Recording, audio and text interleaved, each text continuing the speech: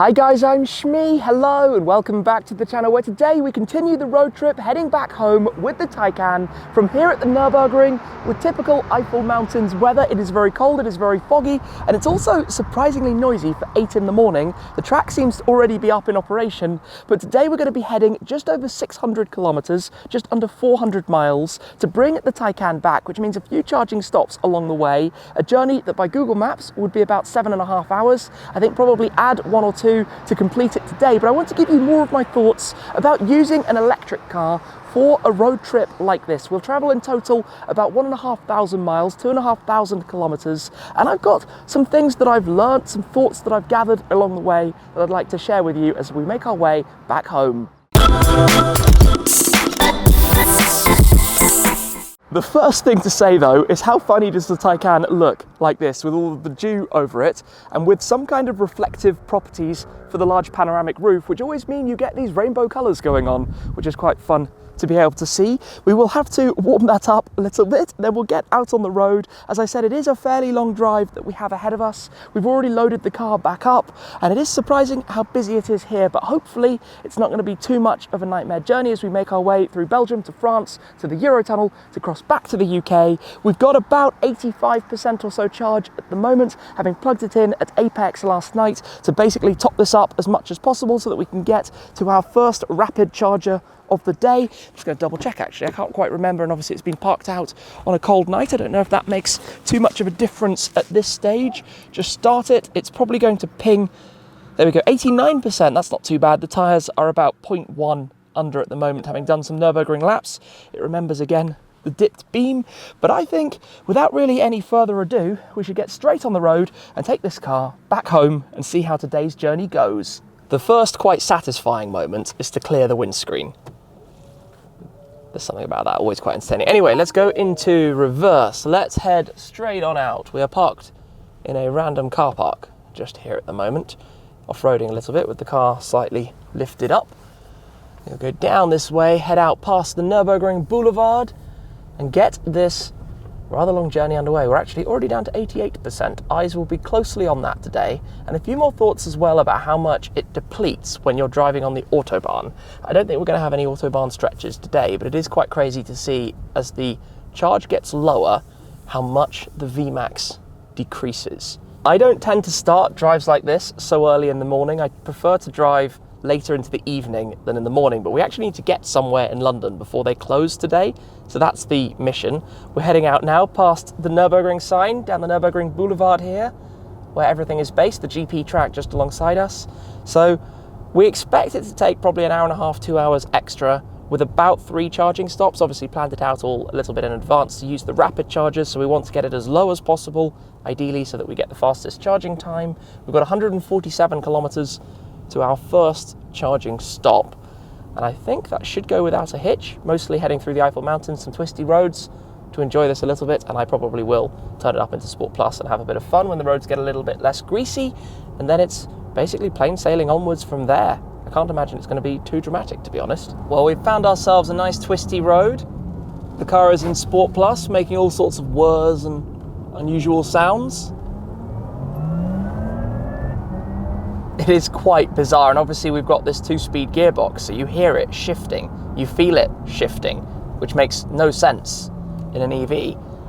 But there are some lovely roads and beautiful scenery around here. We also, by the way, have PDCC in this car, Porsche Dynamic Chassis Control, which makes it that little bit extra dynamic as well, which is even more fun. Now we should pop it back into normal and silence and cruise through the little town. Well, it was almost looking like it was going to be sunny for a moment. Alas, it hasn't been. However, we're arriving at the border, crossing into Belgium. We are now making some progress. And actually, this is cool because it's instantly popped up. We talked about that earlier. It tells you the speed limits of the place you now are on here automatically, which is just quite clever. All around going well. Actually, not using as much charge as I thought we would today, but we've got about 70 kilometers to the charging stop. Check this out, an American plate. That's from Texas. They've brought their car over. I love that kind of thing. Obviously, when I took the GT over to the US, I had an epic time And that's over from the USA. How cool is that? We're at the first charging stop then. We should have, I think, 3 charging stops today. We've actually got 39% left, which is showing as 118 kilometers. And I'm pretty sure that would have been fine to make it to the next one.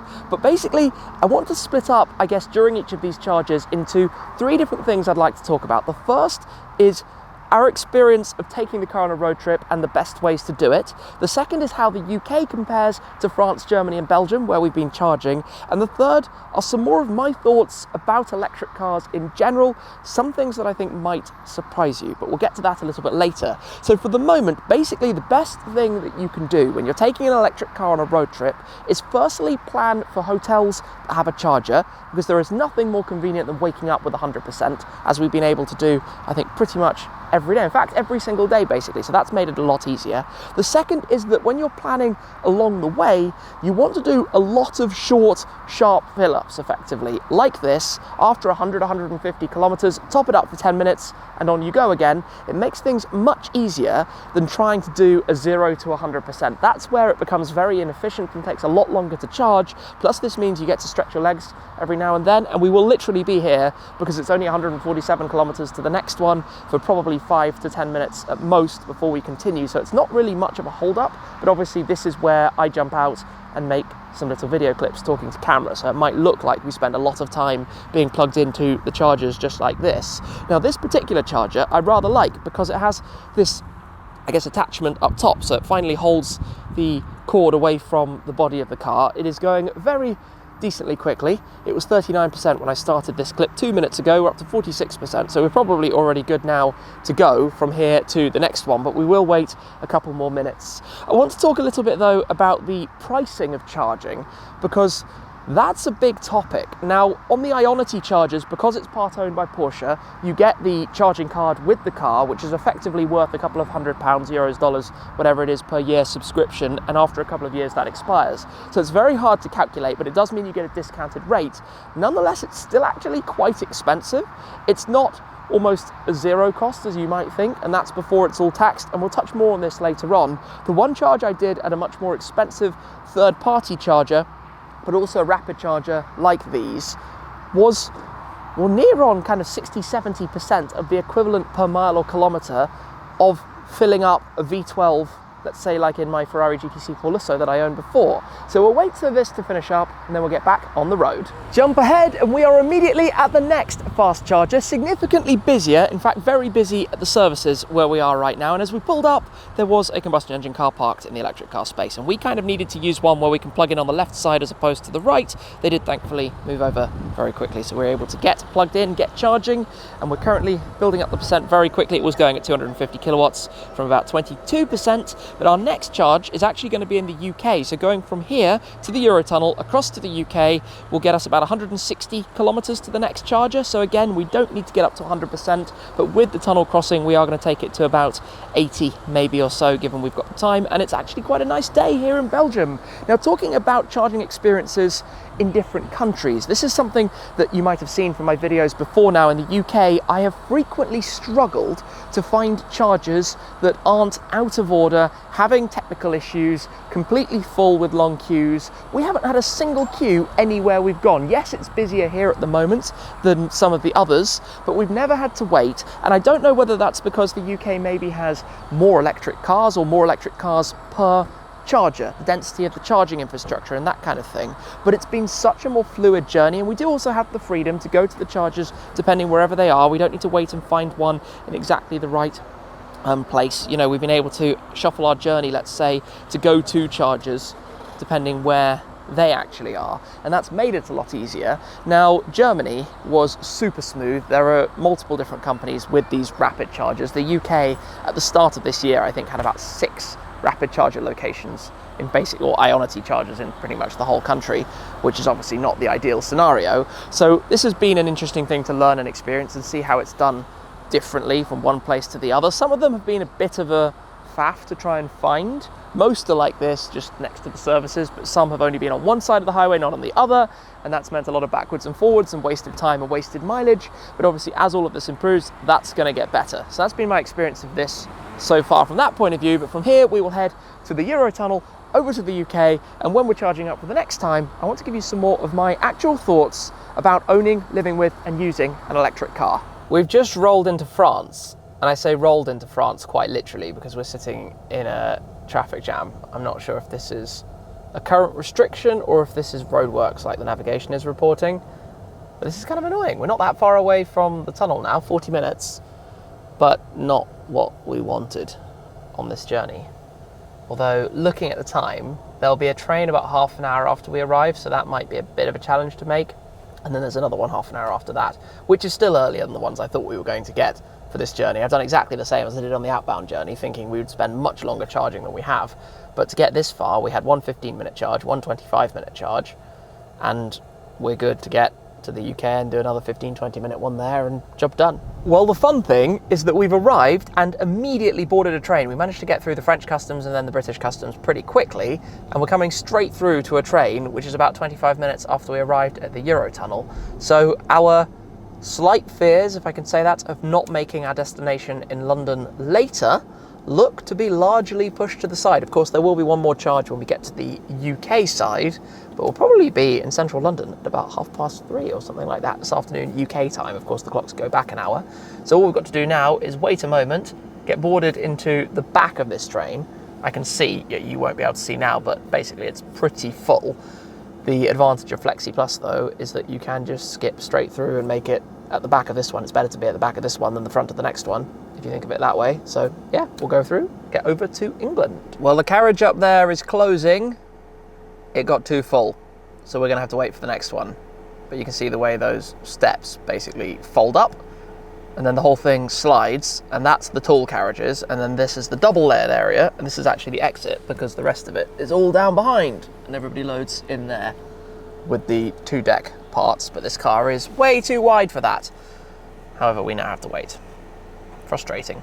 It's finally time to board. The next train arrived. We are going straight in, so we will be at the front of this one, which has some benefits, although we'll obviously be a touch behind where we would have been getting to the next charger on the other side. Just like this then, we are straight on out. It's nearly as foggy here. Thank you to the guys here. I was going to say it's nearly as foggy here as it was at the Nürburgring earlier, but it is a little bit better.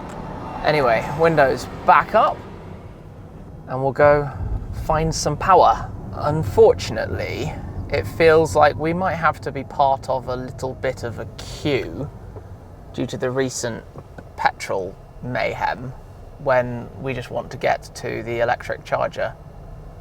This is where... Oh, good old United Kingdom. Never one to disappoint. Amusingly, we had a little bit of wait in the queue, pulled up here, smugly thinking, hey, we don't need to queue to get to a petrol pump. We'll have charged for 15 or 20 minutes by then. But unfortunately, for some reason, and it is quite ironic being back in the UK that it happened immediately, we went to the first machine, the end one, that was out of service, went to the second one, and it wouldn't authorise my charging card, came to the third one, and it still wouldn't authorise my charging card, got on the help service, called them up, and they effectively remotely rebooted this machine, and then immediately after the reboot, it started working. So we did waste 10 minutes, but eventually we got there. It's just funny because that's how our journey began, the other end of this trip, with the charger in the UK not working properly, all of the ones across France, Germany, and Belgium being flawless, and getting back to the UK and having problems again. Typical textbook experience, but this is at least going very, very fast. We'll get it as high as we can, although actually we don't really need that much. To get from here to our stop in central London and then onwards to home, we only needed another maybe 20 miles or so of charge, but I don't want to risk having zero considering everything that's going on at the moment. So hopefully we can get this up to 50, 60, 70%. We'll see how patient we feel, and then make it from there to the next stop.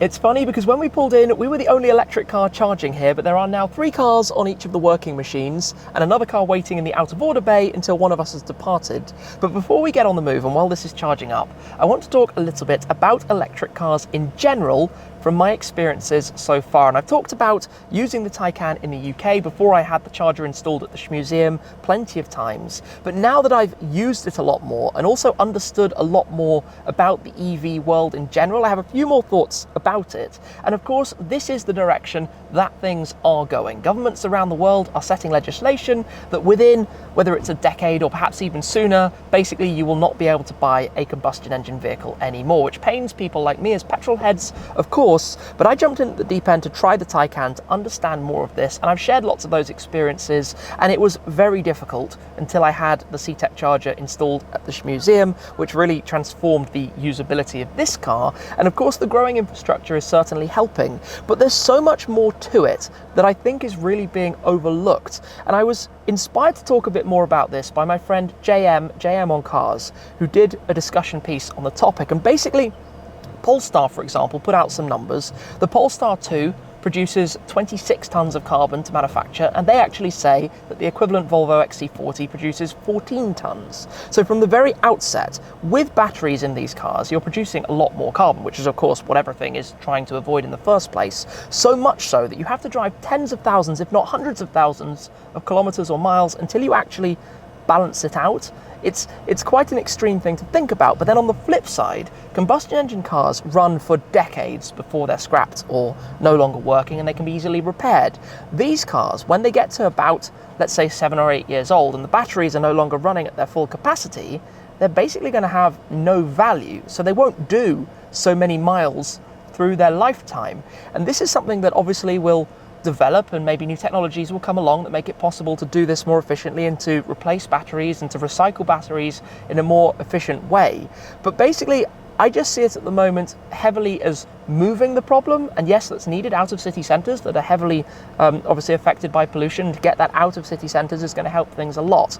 But I don't really think it's right. I think in many situations this works, this helps. I love daily driving the Taycan from home to the barn.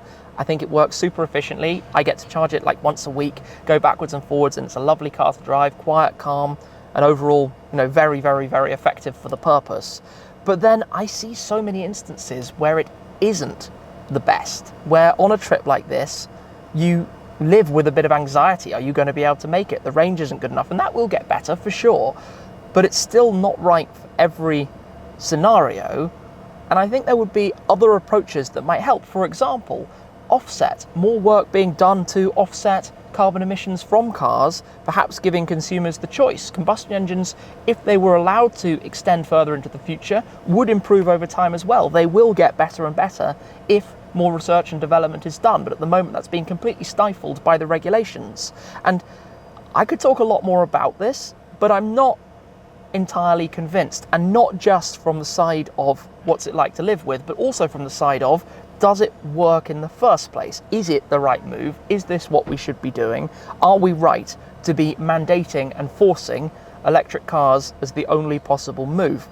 And the more I read, the more I go backwards and forwards on it. And obviously, I would love petrol engines to continue. And I think the number of, Ferraris, Lamborghinis, very bespoke, low production number hypercars that are out there, the impact they have is virtually non-existent. The impact cars have versus population growth and the number of people on the planet is virtually non-existent. There's some statistic, and I don't know the exact numbers, but if you took every combustion engine car off the roads in the UK, it would be negated by the population growth in China and India in 1 year. That's really, I think, an example of how extreme this is. But it's very easy politically, of course, to attack motorists. This isn't new, this has been going on for many decades. And I think there's probably more to it. Anyway, I've waffled on for plenty long enough. We probably need to get this unplugged and get on to our destination. Time is running tight on us, so that's what I'm going to do, and we will continue into London. It's always a cool view when you arrive in London from the Eurotunnel. You can see the skyscrapers there of Canary Wharf, the city, and then over to the right-hand side, we have the Millennium Dome, which you can just about see. It was obviously put up in 2000, and then we go through a bit of a tunnel, although we're not going to be having any tunnel run type revs in this, that's for sure.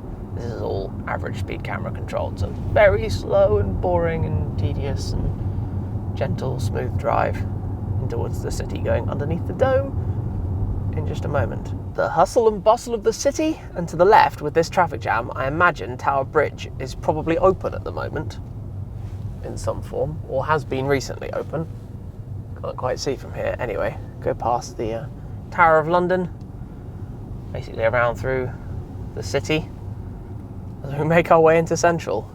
Honestly, normally these days we go around the outside and we go into the congestion charge zone, and the fun of that in this car, even though it's every day now, is that this car gets an exemption. We've got the Shard just there as well, by the way, which is looking very, very, very nice in the slightly cloudy, sun poking through weather. It's always special to be back here. Coming around the embankment here, you can't really see too much, but off to the left we will have the London Eye, big old Ferris wheel, and then kind of through the trees in front of us, not that you can see it at all, is Big Ben and the Houses of Parliament. It's a bit of a sightseeing tour, and now we're going to Trafalgar Square, in fact. Basically past all of the sites, all in one video. And we slowly make our way through Trafalgar Square, National Portrait Gallery behind. We've got the arches up here which lead towards Buckingham Palace.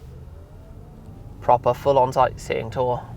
And we're also going through Piccadilly Circus, which is where we have all of the screens and displays and lights, and then we follow it around here and we go up Regent Street as well, one of the most famous of the shopping streets. We're going everywhere. Jump ahead, the errand has been run, we made it in time, and the Taycan is back here in the garage at home. The journey was about 9.25 hours. On Google Maps, it's about 7.5. That's not too bad, considering having to stop to charge a few times along the way. But what this whole journey has really taught me is that despite its very ambitious objectives, the UK has a lot of work to do. The reliability and infrastructure here, as I've tried to explain over the last year with the ownership of this car, it varies so much from one place to the next. But my experiences across the continent, at least in the 3 different countries that I've been charging, France, Germany and Belgium, has been much more successful than I've had back here, which you've also seen in the videos that I've shot and uploaded along the way also. The future is certainly a very uncertain one. I think it's going to be interesting to see how all of this evolves, because I think we're still a long way away from being able to meet the targets that have been set. Of course, the manufacturers are all releasing EV after EV after EV, Audi, Mercedes, BMW, you name it, all of the others all working in this direction. I just hope we'll have some sort of exemptions for the small supercar manufacturers to keep the V12s, V10s and V8s alive going into the future. These are really some incredible feats of engineering by the human race, so hopefully those won't be completely extinct as we go down the line. The Taycan, though, for this journey has served the purpose very well. It is parked here at the moment with the lift system up because I just couldn't be bothered to put it down, to be honest, so it's going to stay that way until I take it over to the Museum. We're on about 40% of charge now, having covered many, many miles, about 1,500 miles, 2,500 kilometers, and we made it back today from the Nürburgring for about 5 o'clock in the afternoon, which is lovely by the time we've got home and done a couple of things around the town as well. That's it for now, though. Thank you very much for coming along for this adventure, the first EV road trip for me, taking the Taycan Turbo S over to Munich and back via the Nürburgring. That's it for now, though, and I'll see you again very soon. Cheers!